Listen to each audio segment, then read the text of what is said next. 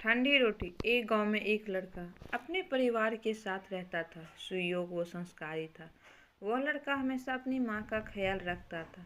बस एक बात थी जो उस लड़के में सबसे बुरी थी, वह यह कि वह कुछ कमाता धमाता नहीं था। लड़के के थोड़ा और बड़ा होने पर माँ ने उसका यह सोचकर विवाह कर दिया कि विवाह के बाद जिम्मेदारियाँ आने पर लड़का खुद ही कमाने लगेगा। परंतु विवाह के बाद भी लड़के की दिनचर्या में कोई फर्क नहीं पड़ा।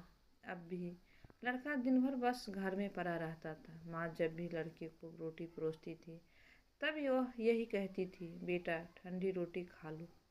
लड़का रोज यही सोचता कि माँ ऐसा क्यों कहती है, लेकिन फिर भी वो चुप रहता। एक दिन माँ किसी काम से घर से बाहर गई तो जाते समय अपनी बहू को लड़के को रोटी परोसने का कहकर गए और साथ में यह भी कहा कि रोटी परोसते समय कहना कि ठंडी रोटी खा लो।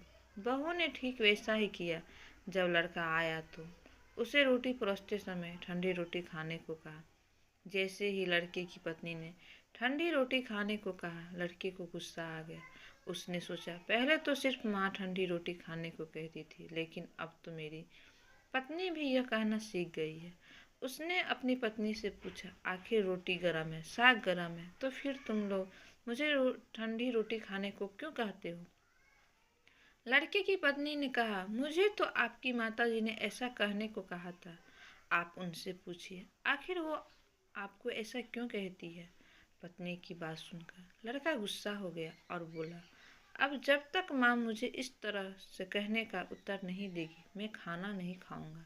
शाम को जब माँ घर आई तो माँ ने बहू से पूछा कि क्या लड़के ने भोजन कर लिया? बहू ने लड़के के नाराज होने और भोजन न करने की पूरी बात माँ को बता दी। थोड़ी देर बाद लड़के ने माँ से पूछा, माँ पहले तो सिर्फ तुम मुझे ठंडी रोटी खाने का कहती थी, लेकिन मैं तो तेरी बातों का बुरा नहीं मानता था, लेकिन अब तो मेरी पत्नी भी मुझे यही कहा। आखिर तुम सब मुझे गर्म रोटी को ठंडी रोटी खाने को क्यों कहते हो? माँ ने लड़के को पूछा, बेटा ठंडी रोटी किसे कहते हैं? लड़के ने कहा, सुबह या कल की बनाई हुई रोटी को ठंडी रोटी कहते हैं।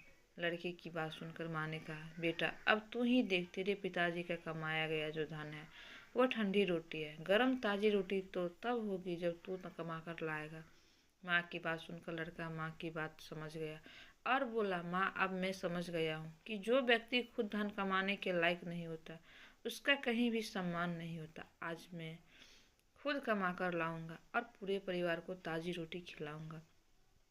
तो दोस्तों, इस कहानी से हमें यह शिक्षा मिलती है कि विवाह होने के बाद ठंडी रोटी नहीं खानी चाहिए, अपने कमाए हुए धन से रोटी खाना चाहिए। अब आप ही सोचिए, भगवान राम के वनवास के दौरान जब रावण माँ सीता को छल से ले गया, किसी भी रामायण में यह नहीं लिखा हुआ है कि भगवान राम ने अपने भाई भरत को यह समाचार दिया हो कि भरत, रावण मेरी पत्नी को छल पूर्वक ले गया है, तुम आकर मेरी सहायता करो।